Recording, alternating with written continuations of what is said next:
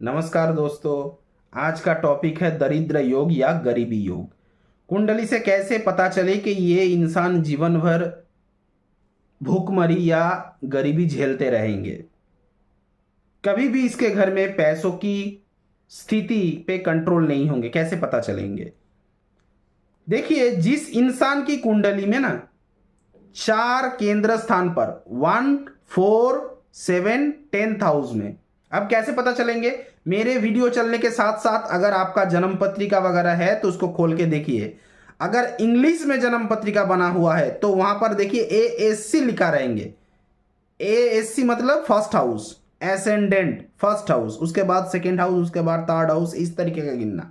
अगर आपका हिंदी में या कई और भाषा में बना है तो वहां पर लॉन्ग लिखा रहेंगे, लॉन्ग, तो वो है फर्स्ट हाउस, उसके बाद सेकेंड हाउस, उसके बाद थर्ड हाउस गिनते जाना। तो 1, 4, 7, 10 में अगर नेगेटिव ग्रहों का मतलब है पापक ग्रहों, जिसको बोला जाता है सैटर्न। किसी में सैटर्न बैठा है मतलब शनिदेव, किसी में मंगल बैठा है, किसी में बैठा है राहु, किसी में बैठा है चंद्रमा, अकेला अमावस्या का चंद्रमा, तो समझ लीजिए वो इंसान जीवन में कभी भी डेवलपमेंट नहीं कर पाएंगे। ये पहला फॉर्मूला है।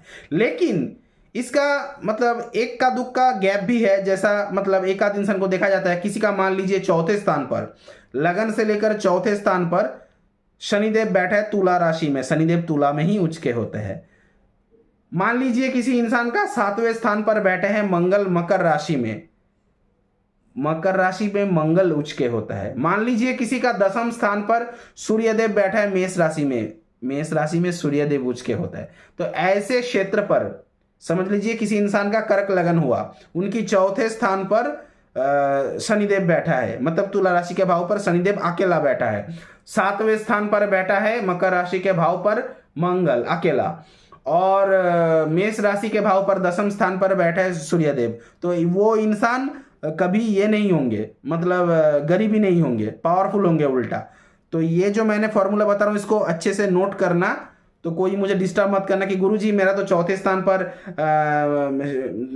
तुला राशि में शनिदेव है, मेरा तो 7वें स्थान पर मंगल अकेला बैठा है, मैं तो काफी ज्यादा पैसे वाला हूं।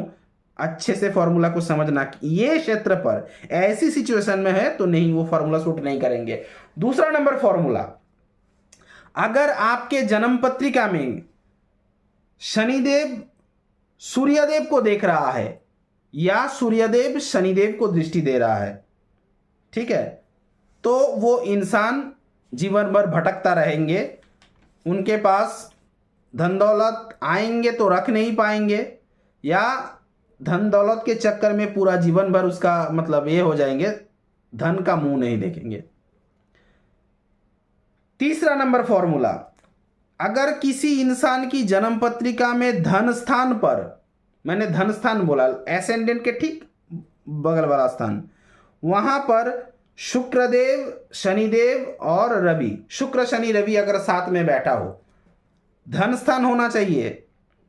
अब बहुत लोग बोलेंगे गुरुजी समझ लीजिए मेरा शुक्र शनि रवि बैठा है वृषभ राशि पर, मेरा मेष लगन है, वृषभ राशि पर शुक्र शनि रवि बैठा है, तो क्या ये मेरे लिए लागू है? नहीं नहीं, वहां पर वो आपका व्यतिक्रम कुंडली हो गया, मतलब डिफरेंट। व्यतिक्रम मतलब डिफरेंट।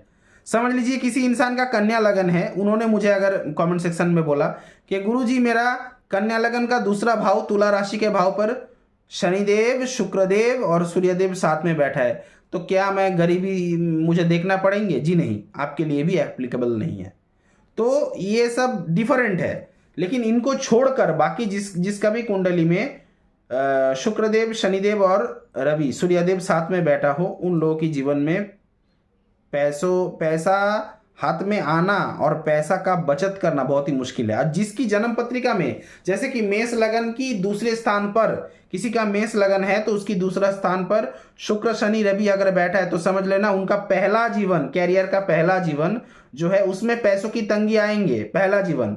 उसके बाद मिडिल मतलब मध्यम उम्र से लेकर अगला मतलब अगले टाइम उनके हाथ में पैसा आ जाएंगे। जिसका अगर कन्या लगन हो, अगर तुला राशि के भाव पर शुक्र शनि रवि, भले ही रवि वहां पर नीच के होता लेकिन नीच भंग हो गया, शुक्र भी है, शनिदेव भी साथ में है, तो यहाँ पर भी एप्लीकेबल नहीं है, क्योंकि वो इंसान बचपन में तो बुरा देखेंगे, लेकिन टाइम आने पर, एक सर्टेन टाइम आने पर, मिडिल एज में, उसके बाद उसका नसीब का द्वार खुलेंगे, उसके पास पैसा काफी आएंगे। ठीक है। और देखिए एक फॉर्मूला बता रहा हूं, चौथा नंबर फॉर्मूला, इसको मेंशन कीजिए। उससे पहले बार बार बता रहा हूं, वीडियो को अगर अच्छा लग रहा है तो प्लीज एक लाइक करना, कमेंट करना, ज्यादा से ज्यादा शेयर करना। चैनल पे नए हो तो सब्सक्राइब बटन को प्रेस करके नोटिफिकेशन में जाके ऑल पे जाके ऑन कर दीजिए, ताकि मेरे वीडियो बनते ही आप तक पहुंच जाए। अगर मुझसे कंसल्ट करना चाहते हैं तो स्क्रीन में दिया गया नंबर पर कॉल या व्हाट्सएप करके डायरेक्ट आप मुझसे जुड़ सकते हैं, बीच में कोई है नहीं। मेरा नंबर है 9619396811। एक बार फिर से 9619396811। इस नंबर पे कॉल या व्हाट्सएप कर सकते हैं। अगर बाई चांस नहीं लग रहा है तो 8697429744 पे कॉल या व्हाट्सएप कर लेना। देखिए अगर किसी की कुंडली में 8वें स्थान पर मंगल और 5वें स्थान पर सूर्यदेव हो, लेकिन सूर्यदेव नीच के हो, 8वें स्थान पर मंगल, बहुत सारे लोग बोलेंगे गुरुजी मेरा मेष लगन है, मेरा 8वें स्थान वृश्चिक राशि के घर पर मंगल बैठा है, गुरुजी मेरा 5वें स्थान पर सूर्यदेव बैठा है, क्या मेरे लिए एप्लीकेबल है होंगे ये फॉर्मूला? जी नहीं।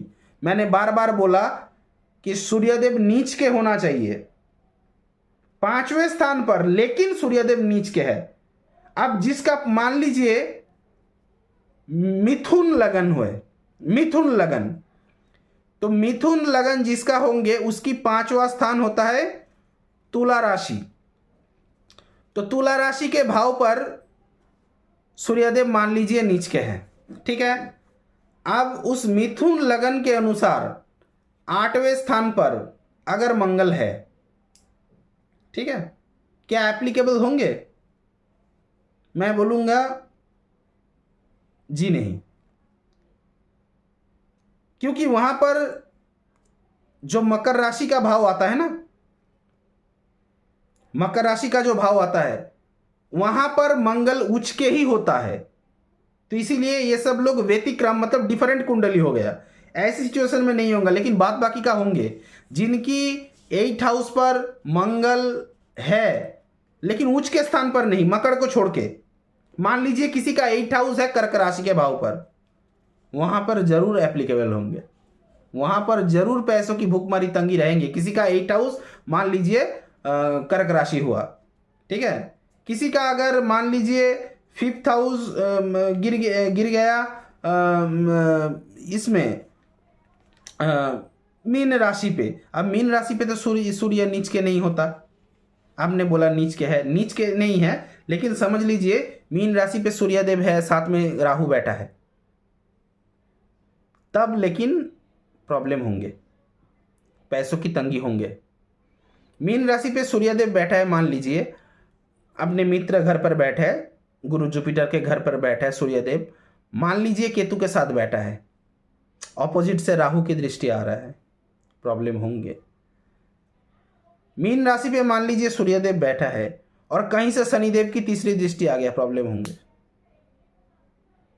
सूर्यदेव मीन राशि पर बैठा है 5वें स्थान पर, बात को समझना, 5वें स्थान पर मीन राशि पर सूर्यदेव बैठे हुए है, 8वें स्थान पर किसी का मंगल बैठा है और शनिदेव की तीसरी दृष्टि आ पड़ा, समझ लीजिए, मोटा मोटा समझ लीजिए सूर्यदेव के ऊपर, तो वहां पर उस इंसान की जीवन भर पैसों की तंगी रहेंगी। एक और फॉर्मूला बताता हूं, देखिए चंद्रमा मंगल जब साथ में बैठते हैं तो उसको लक्ष्मी नारायण योग कहते हैं, मतलब अच्छे योग है, धनवान योग। लेकिन यही चंद्र मंगल किसी के अगर धन स्थान पर बैठा हो या कुंडली पर किसी भी शुभ स्थान पर बैठा हो और शनिदेव की दृष्टि आ गिरा, तो ऐसे इंसान के हाथ में पैसा टिकता नहीं, आता जाता है। तो ऐसे लोग भी एक एक पैसों के लिए तड़पता है और घर में प्रॉब्लम चालू रहता है। अभी देखिए दारिद्र दोष यानी कि गरीबी दोष अगर किसी का रहा तो वो क्या करे, उसका उपाय क्या है ठीक करने के लिए, ठीक है। तो एक मंत्र देता हूं मैं, वो रात को करना, सोने के वक्त, सोते समय ऐसा करना। कौन सा? आस्थिगतो मणि माता वसुकी भग्निस्तुदा जरत करो ऋषि पत्नी मां मनसा देवी नमस्तुते। एक बार फिर से बता रहा हूं, आस्थिगतो मणिमाता वसुकी भग्निस्तुदा जरत करो ऋषि पत्नी मां मनसा देवी नमस्तुते। अस्थिगतो मणिमाता वसुकी भग्निस्तुता जरत करो ऋषि पत्नी मां मनसा देवी नमस्तुते। ये जो मंत्र है रात को सोते वक्त खाना पीना हो गया, बिस्तर पे बैठ के 3 बार स्वरण करके प्रणाम करके सो जाना, काफी आराम मिलेगा। एक और है, देखिए ये बंगाली मंत्र है, इसको हिंदी में कन्वर्ट कर मतलब जबरदस्ती से भी नहीं होंगे। जो मंत्र है उसको एज इट इज पढ़ना पड़ेंगे, एज इट इज मतलब जैसे कि अस्थिगतो मुनि माता वासुकी भग्निस्तुदा जरात्कारो ऋषि पत्नी मां मनसा देवी नमस्तुते। आपको इसी तरीके से इंग्लिश में आप लिख लेना, आपको साउंड जो है ना वाइब्रेशन इसी तरह से बोलना पड़ेंगे, क्योंकि ये जो है सिद्ध मंत्र है, इसको कोई हिंदी में कन्वर्ट नहीं होता। हाँ, इंग्लिश में साउंड के लिए ताकि उच्चारण में आपका ठीक लगे तो इसके लिए आप कन्वर्ट कर सकते हो। रात को 3 बार बोल के सो जाना, ऐसा रेगुलरली करना, मिनिमम 21 दिन करना, उसके बाद से आपको रिजल्ट आना चालू है, उसके अंदर से ही आपको अच्छा रिजल्ट दिखेंगे। वीडियो पसंद आया तो लाइक करना, कमेंट करना, शेयर जरूर करना। चैनल पे नए हो तो सब्सक्राइब बटन को प्रेस करके नोटिफिकेशन में जाके ऑल पे जाकर ऑन कर दीजिए ताकि मेरे वीडियो बनते ही आप तक पहुंच जाए। आज यहीं पे खत्म करता हूँ, मिलता हूँ किसी नेक्स्ट वीडियो पे किसी और नेक्स्ट टॉपिक पे, तब तक के लिए बाय।